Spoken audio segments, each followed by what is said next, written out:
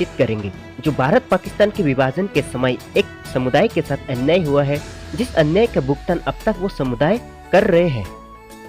जब अपना पूरे भारत देश स्वतंत्रता दिवस की खुशी मना रहे होते हैं, ठीक उसके 2 दिन बाद 17 अगस्त को चकमा समुदाय के लोग क्यों काला दिवस के रूप में मनाते हैं, तो आइए हम इस वीडियो के माध्यम से जानेंगे। और इस बात को जानने के लिए वीडियो के अंत तक जुड़े रहे। चकमा साम्राज्य भारत के आज़ादी के लगभग 170 साल पहले से ही ब्रिटिश के खिलाफ अपने राज्य में आवाज उतार रहे थे और ये चकमा साम्राज्य भारत के प्रति हमेशा वफादार रहे हैं। जब अखंड भारत को आपस में बांटा जा रहा था, तब ऐसा कहा गया था कि जनसंख्या के हिसाब से भारत और पाकिस्तान को आपस में बांटा जाएगा। इसलिए उनको ये भी लगा चकमा साम्राज्य में 99% गैर मुस्लिम यानी कि बौद्ध थे, इसलिए उन्हें भी भारत में शामिल कर लिया जाएगा। और इस बात को तत्काल प्रधानमंत्री नेहरू ने भी स्पष्ट कर दिए थे। 14 जुलाई 1947 को पर्वत चट्टग्राम जन समिति के महासचिव स्नेह कुमार चकमा के द्वारा बंगाल सीमा आयोग को एक ज्ञापन सौंपा गया। 16 जुलाई 1947 को बंगाल सीमा आयोग के द्वारा एक बैठक बुलाया गया, जिस पर ज्ञापन के ऊपर लगभग 1.5 घंटा तक चर्चा हुआ। उस बैठक के दौरान स्वयं आयोग के अध्यक्ष CST की दलीलों को सुनने के लिए मौजूद नहीं था। कांग्रेस एवं हिंदू महासभा मेमोरेंडा ने भी एक भी शब्द CST के लिए नहीं बोले। कमीशन के 2 सदस्य एवं मुस्लिम लीग के वकील स्नेह कुमार चकमा के वकील के साथ और गैर मुस्लिम वकीलों के साथ झगड़ा करते रहे। इसके बाद स्नेह कुमार चकमा नेहरू एवं पटेल जी के सामने इस बात का नाराजगी जताए।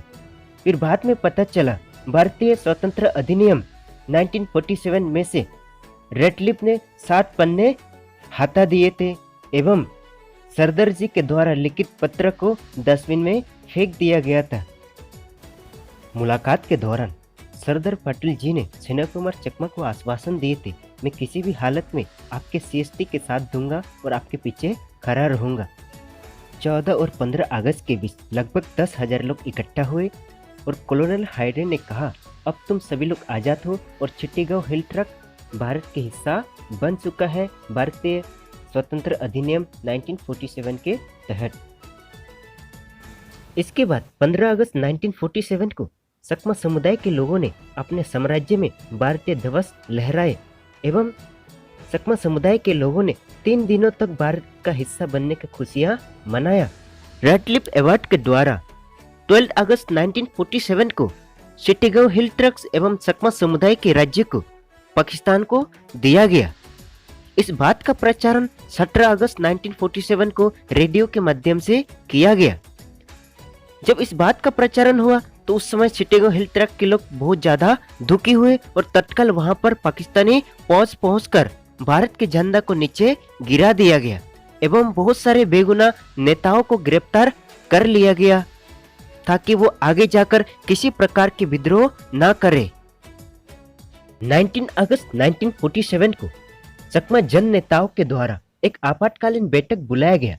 उस बैठक के दौरान सभी लोगों ने एक प्रस्ताव पारित किया, जिसमें रेडक्लिफ अवार्ड को जोरदार विरोध करना एवं जरूरत पड़े तो पाकिस्तान के विरुद्ध विद्रोह कर देना।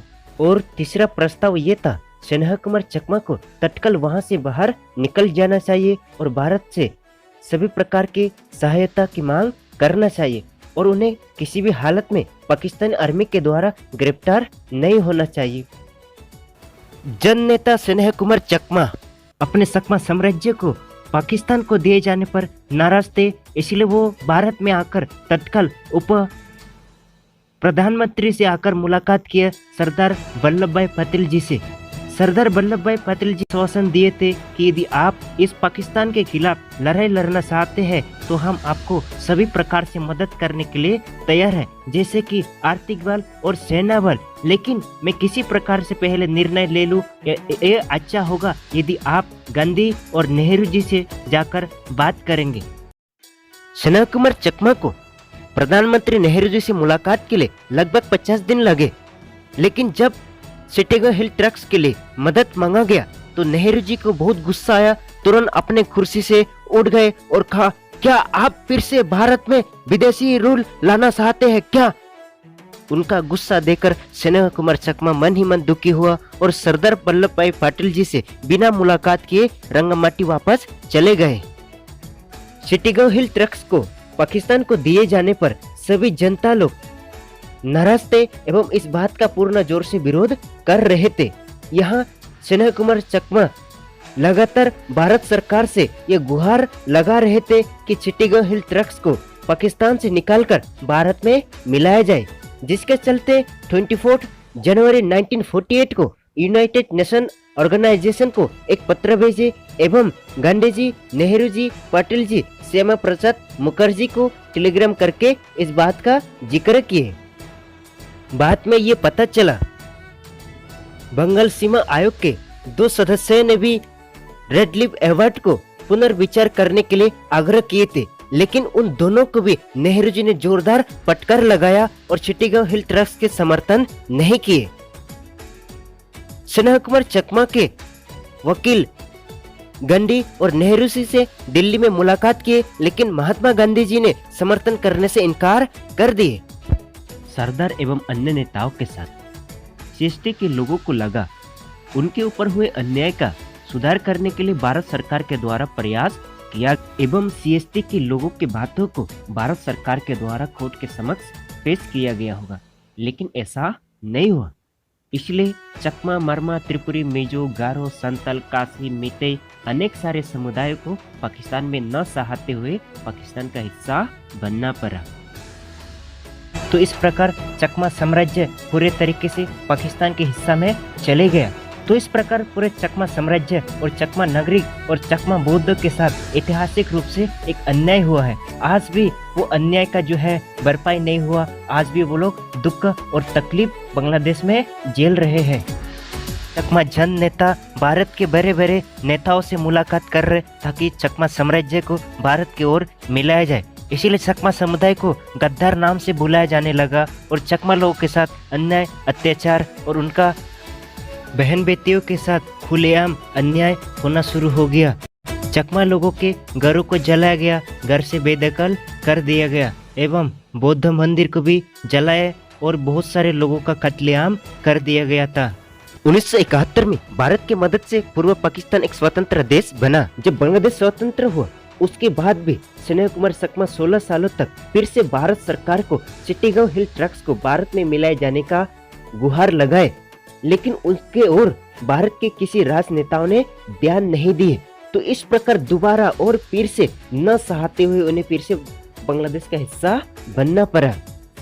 तो इस प्रकार आज भी बांग्लादेश में चकमा समुदाय एवं अन्य समुदायों के साथ इस प्रकार अन्याय हो रहे हैं। उनके जल, जंगल, जमीनों को छीना जाता है और न्याय मांगने पर किसी प्रकार के न्याय नहीं मिल पाता। आजादी के समय चिटागोंग हिल ट्रक्स एवं चकमा साम्राज्य में 99% गैर मुस्लिम थे।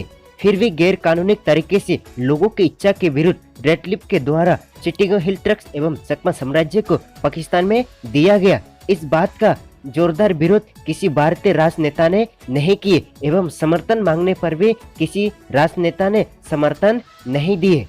गांधी, नेहरू जैसे बड़े नेताओं ने चकमा साम्राज्य को भारत में क्यों नहीं मिलाए एवं उन सभी लोगों को क्यों समर्थन नहीं किए। भारत और चीन युद्ध के बाद 1964 में वेस्ट पाकिस्तान से कुछ चकमा समुदाय के लोगों को भारत सरकार के द्वारा स्थायी रूप से बचाने के लिए भारत में लाया गया। उन सभी चकमा समुदाय के लोगों को एक भारत के नागरिक के तौर पर सभी प्रकार की सुख सुविधाएं दिया गया, लेकिन गंदे राजनीति के चलते उन सभी चकमा समुदाय के लोगों से सभी प्रकार के सुख सुविधाएं छीन लिया गया। ये जानकर आपको बहुत हैरानी होगी, उच्चतम न्यायालय के 2 बार निर्णय देने के बावजूद भी आज भी चकमा समुदाय के लोगों को 55 साल से ज्यादा हो चुके हैं अपने मौलिक अधिकार से वंचित रखा जा रहा है। इस बात को अच्छे से जानने के लिए चकमा माइग्रेंट केस जो वीडियो है वो डिस्क्रिप्शन में जाकर जरूर देखें। जिस समुदाय के लोगों ने भारत की आज़ादी के लिए अपना बलिदान दिए एवं भारत के प्रति हमेशा ईमानदार बने रहे, उस समुदाय के साथ इस प्रकार ऐतिहासिक रूप से रेड लिप के गैर संवैधानिक निर्णय ने एवं भारत के असहयोगी राजनेताओं के कारण आज 10 से 15 लाख सकमा समुदाय के लोगों को अंधकार में जीवन यापन करना पड़ रहा है एवं सक समुदाय के एक परिवार को दो हिस्सा में बांटा गया। तो इस प्रकार 17 अगस्त 1947 को ऐतिहासिक रूप से सकमा समुदाय के साथ अन्याय हुआ है। रेडक्लिफ के गैर संवैधानिक निर्णय एवं भारत के असहयोगी नेताओं एवं अपने भाइयों से विचरने के दुख में और अपने भाइयों के साथ आज जो अन्याय अत्याचार हो रहे उसके विरोध में सकमा समुदाय के लोग भारत में रहने वाले 17 अगस्त को एक काला दिवस के रूप में मनाते हैं। दोस्तों, ये वीडियो को ज्यादा से ज्यादा शेयर करें ताकि देश के हर नागरिक को ये पता चले ऐतिहासिक रूप से किसी एक समुदाय के साथ अन्याय किया गया है। दोस्तों, यदि आप हमारे चैनल पे नए हैं तो हमारे चैनल को जरूर सब्सक्राइब करें ताकि सकमा समुदाय से जुड़े हर बातें आपके तक पहुंचे। हमें समर्थन करने के लिए